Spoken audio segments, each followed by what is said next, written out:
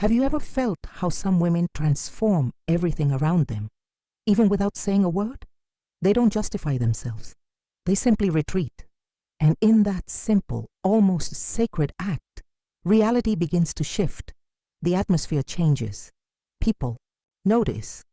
And what once was a constant presence becomes a magnetic absence.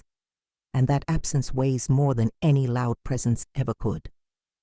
Maybe you always feel the need to stay because you're confusing love with total accessibility. Maybe what you're calling empathy is really just fear of stepping away. But there comes a point when too much presence becomes self-abandonment. And while you keep giving yourself away without pause, your soul dissolves into tiny concessions. That's why silence is urgent.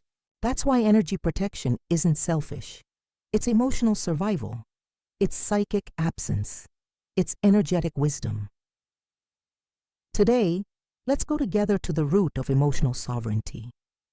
Drawing from Carl Jung's psychology and the past of the intuitive soul, you'll come to see that the process of individuation, becoming whole, true, untamed, begins with one quiet choice: to stop being available for everything that doesn't honor who you are.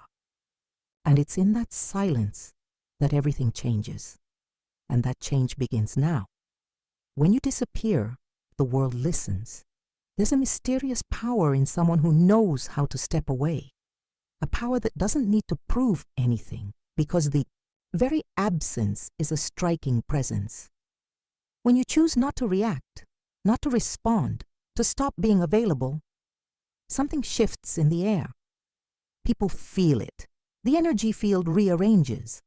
What used to go unnoticed, your constant giving, your automatic devotion, is now felt through the lack. The absence begins to echo where there once was inner silence. And that's when the game changes. Because when you're always present, you're taken for granted.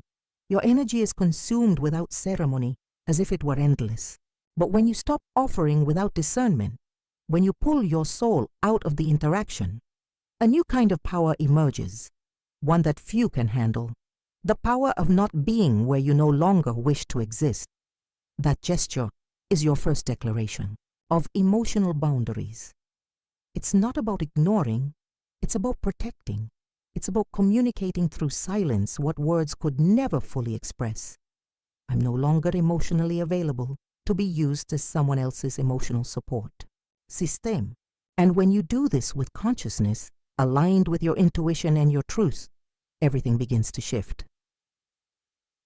Your absence weighs more than the presence of someone who never really saw you. And you know what happens after that? People start to notice you, precisely because you're no longer there. There's a subtle kind of prison that many women live in, the prison of emotional predictability. Always saying yes, always explaining, always feeling too much. This constant availability, guaranteed affection, makes you an easy target for invisible emotional manipulation. People learn how to trigger you, how to press the right buttons, so you react, give in, feel guilty exactly the way they want. And the more predictable you become, the more controllable you are. The problem isn't being sensitive. The problem is being emotionally accessible to those who only come around when they need relief, not connection. When your reactions are expected, calculated and exploited, you become an emotional mechanism in other people's lives. They know you'll respond. They know you'll be there. They know how to use your sweetness against you. And that's how your psychic energy gets drained, not through open conflict, but through the subtlety of emotional manipulation. You might think this is love, but love that demands your constant emotional presence isn't love.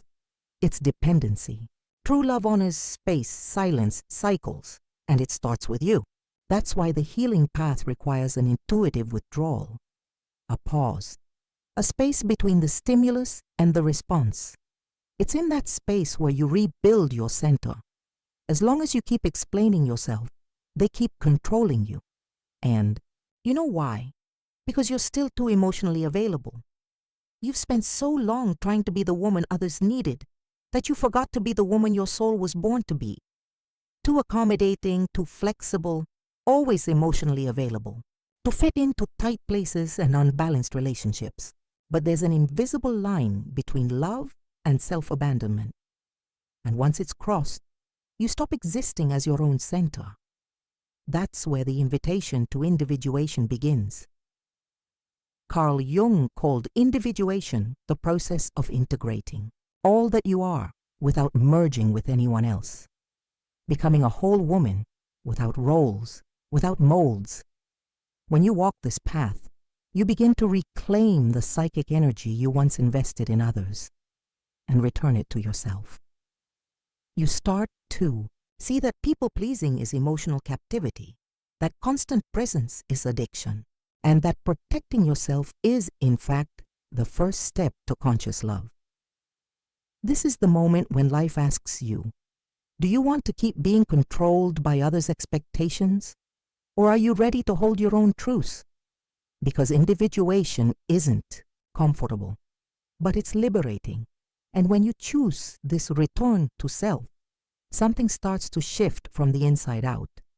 Being loved at the cost of your soul is not love, it's falseness. And how long will you let others' emotions define who you are? There's a kind of exhaustion that doesn't come from the body. It comes from the soul. A quiet, almost invisible burnout that begins every time you react impulsively, respond, just to avoid disappointment, hold someone else up while you're falling apart. Carl Jung called this the loss of psychic energy. Every misplaced emotion, every unconscious reaction steals a bit of your life force. And little by little, you stop living your own life. When you live skin deep, saying yes while screaming no inside, your emotional energy fragments. You give presence in places that don't nourish, offer attention to those who don't listen, give affection to those who only want control. And then you wonder why you're exhausted, why you've lost your light, why your soul always feels like it's at its limit. The truth is, you're leaking energy, and you haven't even noticed. Energy protection isn't a luxury, it's spiritual boundaries. Every time you choose to be silent, to observe, to not react, you're conserving life. You're refusing to be manipulated by circumstances and reclaiming your role as the guardian of your emotional field. Withdrawing isn't weakness, it's energy management. Those who feel drained aren't weak. They were just taught to put others at the center of their world. And this is where you need to start asking yourself, who truly deserves your attention? Have you ever felt like you're being treated as someone you're not? Like people are talking to a distorted version of you, built on their expectations? That's called projection. Simply put, it's when someone places on you the feelings, fears, desires, or frustrations they can't face in themselves. Instead of seeing you clearly, they turn you into a mirror and react to the reflection they created, not your truth. It can happen subtly. Someone projects onto you the mother they never had, the ideal partner, the emotional savior. And when you live up to those images, even unconsciously, you begin to lose parts of yourself just to stay accepted. But that acceptance is conditional. It only exists as long as you uphold the fantasy. As soon as you step out of the script, become real, become whole, the connection begins to fall apart. Because it was never really with you. It was with the image. As long as you're always emotionally available, you'll continue being a backdrop for other people's inner dramas. The only way to stop the cycle is to step out of it. When you go silent, the reflection disappears. And the one who projected is, for the first time, forced to see themselves. Your psychic absence returns the responsibility. Your selective presence breaks the spell. The manipulator doesn't need to lock you up. They just need you to keep reacting. That alone is your prison. But what if, suddenly, you stop fitting into their reflection? There's a kind of power that doesn't need words. It doesn't yell, doesn't argue, doesn't try to convince. It simply quiets.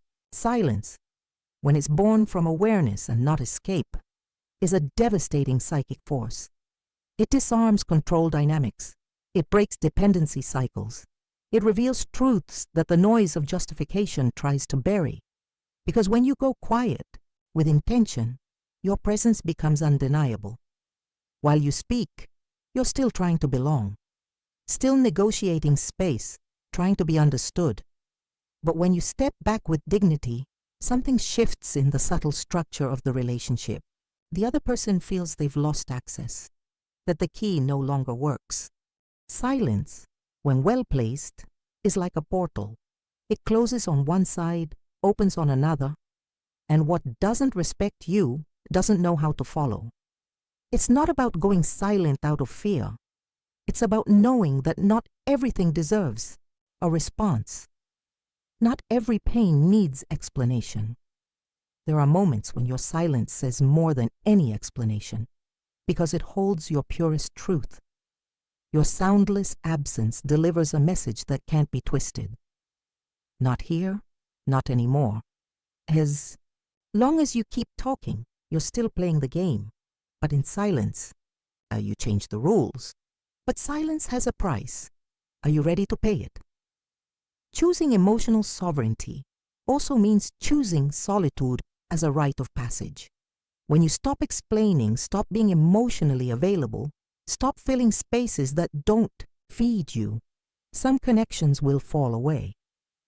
You'll be called cold, distant, selfish, because those who were used to your self-betrayal will feel your absence as rejection. But that pain is a portal. Behind their judgment lies the birth of a new identity. It takes courage to hold the silence that follows your withdrawal. It's uncomfortable, it's lonely, but it's also fertile. In that emptiness, something within you starts to realign. Your priorities shift, your perception sharpens. You begin to feel what really matters and who really matters. Because when the emotional dust settles, what remains is what's essential. Your peace, your wholeness, your truth. You'll lose people, yes, but you'll find the woman you lost trying to please them. And no companionship is worth more than that reconnection. Because this new version of you no longer accepts bonds based on need. She wants depth, choice, real presence. Some call it coldness, but in truth, it's your soul returning to its rightful place. But hold on. There's beauty after the distance too. Can you imagine what that might be? Once you step away, once the world stops pulling you to dance to its rhythm, the real reunion begins. The once uncomfortable absence becomes fertile ground. Solitude stops being punishment and becomes temple. And in that quiet temple, you begin to feel yourself with clarity. Your intuition strengthens. Your energy flows again.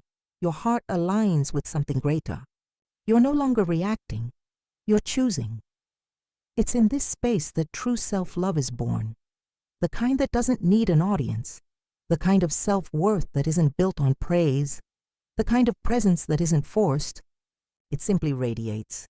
You start accepting only what matches your peace. Your yes becomes sacred. Your no is firm yet kind.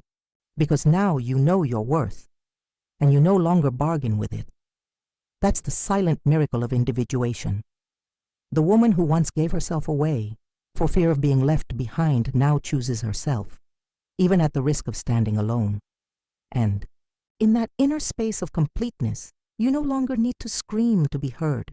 You no longer need to hurt to be loved. You simply exist whole. And that wholeness is magnetic. Now you only receive what respects your peace, your truth, your wholeness. You no longer have to offer yourself entirely just to be accepted in fragments. You don't need to be in every space, every conversation, every pain. The woman who chooses herself starts disappearing from stages that no longer honor her presence. And when she disappears, the world feels it. Relationships redefine, roles dissolve. A new order, both inner and outer, is born. Maybe you'll lose people. Maybe you'll lose attention, invitations, praise. But in return, you gain something sacred, your peace, your truth, your wholeness. you learn that true value isn't in being accessible, but in being aligned with your essence. And when you stop being available for everything, you become precious to what truly matters. Being loved means nothing if, to be loved, you have to abandon yourself. That choice that is there, to return to yourself, is a rebirth. Write in the comments, I choose my peace, and if you made it this far, tell me, how many versions of you had to die so this woman could be born? You're not alone. You are part of a lineage of women who are remembering themselves. Welcome back to your throne, Queen.